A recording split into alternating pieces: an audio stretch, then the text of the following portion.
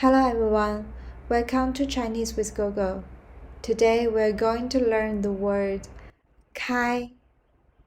开 means to drive.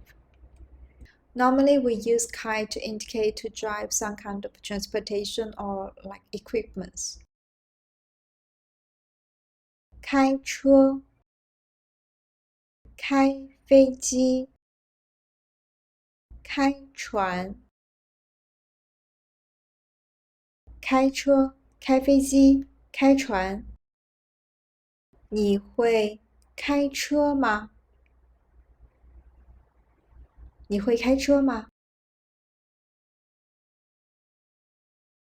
车 car 飞机 airplane 船 ship 开车 drive a car 开飞机 fly a plane 开船 operate ship